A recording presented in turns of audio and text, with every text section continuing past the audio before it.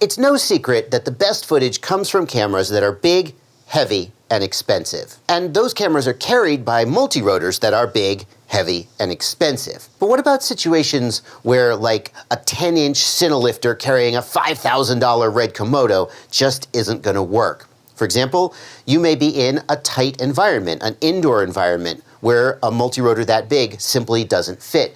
You may be in close proximity to actors or expensive vehicles where if the multi-rotor was to crash into them, it would be unacceptable.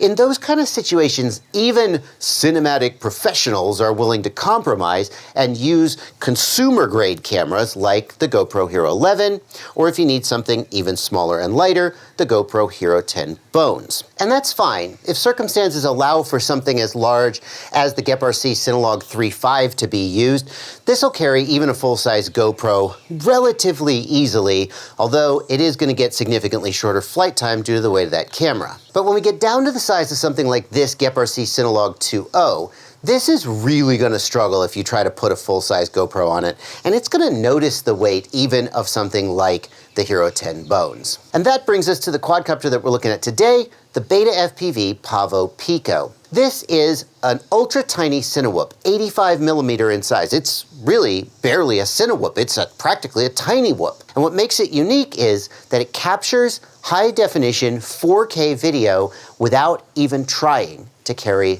a GoPro. I'm Joshua Bardwell, and you're gonna learn something today.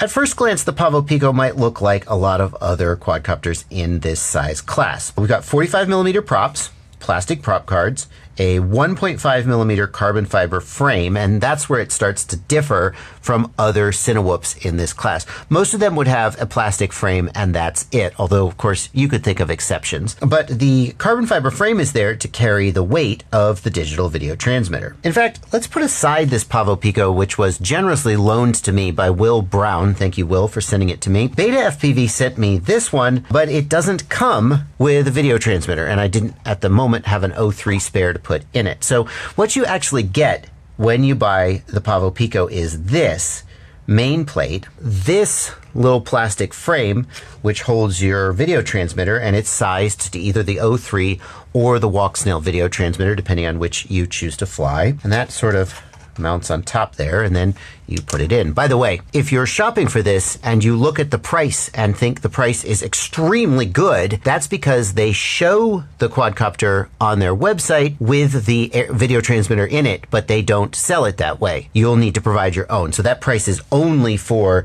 sort of this stuff. It's not explicitly misleading, but it might be.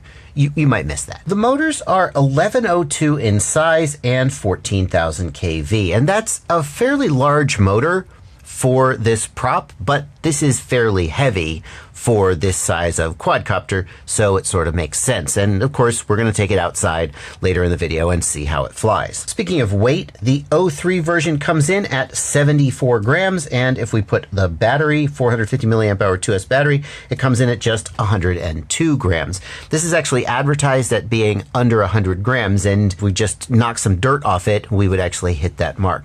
That's exciting because most countries around the world have a 250 gram limit, but like, I think it's Japan has a 100 gram limit. You could fly this in Japan.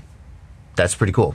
One of the ways that BETAFPV has saved weight on this build is to replace the antennas on the Air Unit. And in case you're thinking, that's weird, I don't have those antennas, don't worry, they include them in the box. These whip style antennas might give slightly less range than the stock antenna on the O3. I mean, they better, otherwise why doesn't DJI just ship with these instead, right? But they're not going to lose as much range as you would think because the stock antenna on the O3 is linear, just like these antennas. Normally, when you replace an antenna on a quadcopter with one of these, you're changing from circular to linear, and it makes your performance a little worse.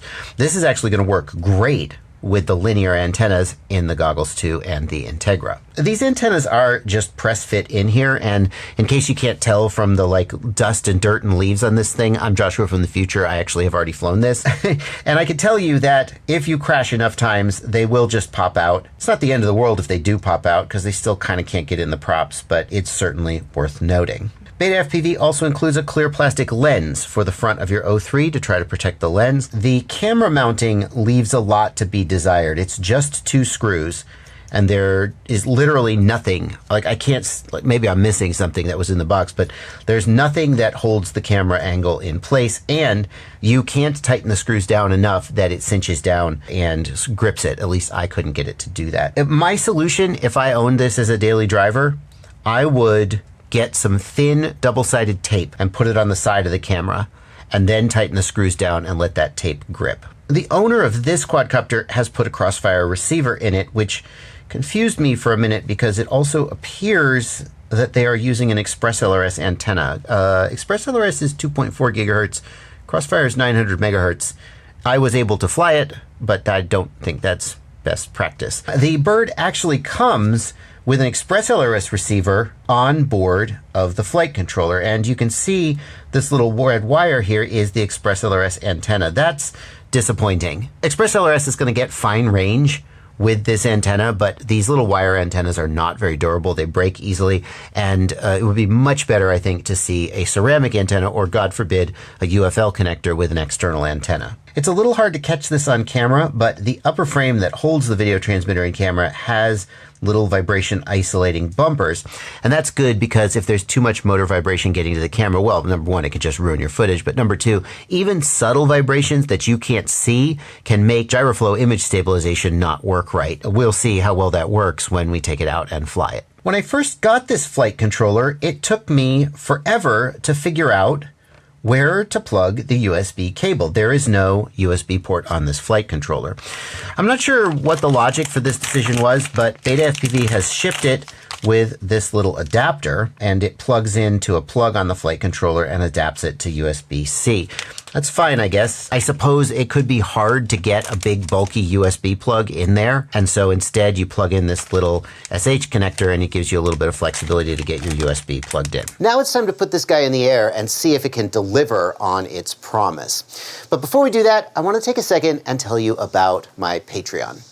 Patreon is a website where you can subscribe to me for as little as $2 a month, or more if you feel like I've earned it. The amount you subscribe at is totally up to you. Patrons get exclusive access to my Discord server. They get podcast downloads of all of my live streams, and I've even started experimenting with early releases of my videos 24 hours before the video releases on YouTube, if you're into that sort of thing. I know that every creator you watch or listen to is constantly asking you to sign up for however it is that they pay their bills, and it can all just be a little bit of noise. But eventually, at least speaking for myself, I get to a point where I've enjoyed the content for so long, I finally say, today's the day, I'm gonna give something back. If today's that day for you, then there is a link down below to my Patreon. I would love to have you as a supporter. And if today's not that day, that's cool. I know, it takes time. Maybe you'll get there. If that does happen, I'll still be here making the content. I hope you'll still be watching it. Before we put the Pavo Pico in the air, we got to do something to this camera. The O3 camera is great, but it has a problem. The lens is really easy to scratch. And so you can get these protective filters. These come from Camera Butter. They go on the front of the lens. And there's a clear one here, which you can just put on to protect the lens, and I highly recommend that you do. But we're actually going to be using an ND filter. Whenever you're trying to get cinematic footage in really bright sunshine, it's a good idea to use one of those. It makes the footage look smoother. If you want to know more about what ND filters do and why professional cinematographers use them, I've got a video about that. There's a link to it down in the video description. You can check it out after you're done with this one. I am going to put on an ND16. It's bright, but I'm gonna guess it's not ND32 bright. And if the sun was to go behind the clouds, I think ND32 would definitely be too much. We're just going to snap this on here. The Camera Butter ones fit super tight, but it's intentional to try to make sure they don't come off in a crash. And we're gonna be flying with a BETAFPV 450 milliamp hour 2S battery. That's what BETAFPV recommends, and that's what the gentleman who loaned me this, that's what he sent with it, and so that's what he uses. He's actually a pro who uses this. Now I need to tell you that all of the footage you're gonna be seeing in this video, it's gonna be recorded on board the O3 Air Unit. You see, this is not a test of the O3 Air Unit's range and penetration. I've done those videos, that exists, and it's pretty well established what this system is capable of. What we really want to know is, can the O3 Air Unit deliver cinematic quality footage that is good enough to justify not carrying a GoPro. And that's going to be a different decision for everybody. Some people will look at the footage that we're getting here and say, this is unacceptable, I couldn't work with this. Other people will look at it and go, no, that's not too bad. One of the biggest places that I think the O3 really struggles is in its dynamic range. So what I would do is I would fly out here somewhere in the bright sun and look into the shadows and see how much detail I can ascertain in the shadows. And I'm seeing basically the trees here are pretty completely dark. As I move in here, they lighten up a little though. So you can look at that and decide what you think about that. Definitely seeing some lens flare here. I guess any camera will flare if you get the sun into it enough. I also have, whoa, that was close. I also have complained in the past about DJI's exposure algorithm. And what I mean by that is how the camera changes exposure as we go into dark and bright areas. So if we fly through here, we're in the dappled sun. And as we come out into the open sun, we can see if the way that that exposure changes is acceptable to you. We'll just come back in here into another dark area. Looks pretty smooth to me. I'm not noticing any like hunting, any delayed response in the exposure algorithm. It looks pretty seamless. I'm actually pretty happy with it. This is something I really disliked about the DJI Action 2, for example. As far as the footage goes, I'm not seeing any vibration or jello in the footage. I'm seeing a fence post here has come off and needs to be repaired. Okay, fair enough. I'm not seeing any jello in the footage. We're not going very fast, but you could see vibrations even at low speeds sometimes. This is looking really good. We'll have to see what the final footage looks like when I get it back on the computer. We are flying with image stabilization turned on. This is the built-in O3 image stabilization. The O3 firmware has been updated to work with gyroflow if you prefer to use that instead and get maybe a little more control over your results. Overall, as a Cinewhoop though, I'm pretty happy with this. It's smooth, it's pretty easy to control. I'm not noticing any terrible handling problems. I'm having no trouble getting into these tighter environments. And I'm going to kill the battery. Let's see how it does in a little bit of a tighter environment. Let's take it upstairs in the barn. It feels really controllable. Oh, it does not. Oh, I need to take that ND filter right the heck off for going up there. Oh boy. I think we've got just a little bit of a wiggle now from the props. Yes, one of the props is not happy. We're going to go ahead and fly anyway with the understanding that the little bit of wiggliness you're seeing is from my crashing and like just screwing up a prop.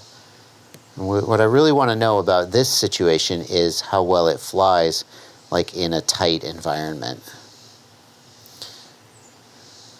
The O3 is doing okay up here. It's bright enough. The O3 isn't spectacular in low light, but it's not completely useless.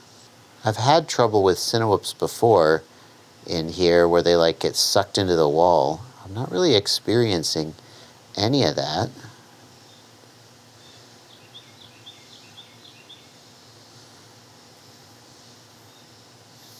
Can we go through here?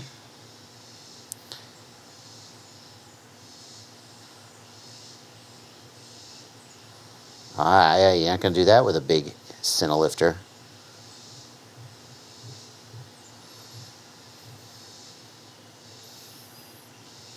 It's flying really well. I'm actually really impressed. Can we pick up speed? Do not crash in that. Yeah. It looks good. It's fine. I'm really impressed. Like, it's really controllable. For this test, we're gonna crank the up tilt on this guy, and we're gonna see just how fast it can go and how it sort of semi-freestyles. And every time I do this, people say, that's not the point. That's not the point of a Cinewhoop, is not to go fast. But like, I wanna know how it handles. I wanna know what it can do. Again, we're going to forgive the shakiness. That's a prop that I messed up in a crash. And we're just gonna see like how it flies, and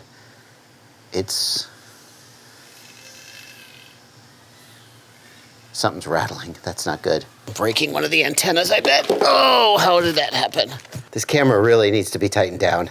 It does not hold its angle worth a freaking damn. Which of the props is, the props are not that messed up. It's pretty sensitive to the props being messed up. Okay, here we go. Okay, little shutter there on a sharp turn. Okay, we have found the limit a little bit, but if we just dial it back to like 7 out of 10 instead of 9 out of 10, it can, see, just careful through there, it can, just don't like sling it into the turn. Ooh. It didn't even get too out of sorts. Dare we do like a punch over the trees? Don't lose it in the tree, Bardwell. And prop wash in, 3, 2, 1. Oh God, yeah, okay, there's the limit. Y'all wash out like crazy, like all Cinewhoops. I don't know what I expected, but I'm honestly impressed. It's decent, as long as you like, see, just keep the throttle up a little bit and it's gonna be fine. Just don't intentionally bring out the worst of it, and it hangs in there really freaking good. I'm honestly really impressed now. This is why I freestyle these things, even though you're not like, that's not what they're designed for. Flight time, nothing. I mean, I don't, it's not in the OSD, but like that has to have been like 90 seconds at most, maybe 2 minutes at most. Whew, whew. I'm impressed. It flew really good for a Cinewhoop. It flew for an 85mm Cinewhoop carrying an O3 Air Unit. That flew really good. I'm really excited about what the BETAFPV PAVO PICO means for the future of micro quadcopters. I don't just mean like Cinewhoops for people working on professional sets who need small quadcopters that can get high definition footage. I mean anybody who wants high quality, high definition digital FPV system and digital onboard recording in a small platform. And whether that's because you're a fan of micros or that's because for regulatory reasons you have to stay under a certain weight, this shows that even quadcopters this small can get pretty impressive results in terms of flight performance and in terms of video link performance and recording. And that's good, because the world we're moving into is going to force more people to be flying smaller stuff like this, I think. That's just, okay, anyway, that's a topic for another video. If you're interested in picking one of these up, there are links down in the video description to where you can find it, and it means a lot when you click those links because they are affiliate links. What that means is that anytime you click the affiliate link, then make a purchase at the affiliated store, I get a small % of your purchase as a commission. It doesn't cost you anything extra. Just take the time to click that link before you do your shopping, whatever you're shopping for, and you can feel good about helping support the work that I'm doing here. There are 2 videos that I think you should check out next. And the first one is my review of the O3 Air Unit. Like, if you're gonna rely on the O3 Air Unit for all of your footage, you kind of want to know what it can do. And if you haven't already found out just how freaking good it is, I'll put a card on screen to that. And I'm going to put a card on screen to my video about ND filters and why they are the secret to cinematic footage, as well as links in the video description if you can't see the cards for some reason. I'll see you there.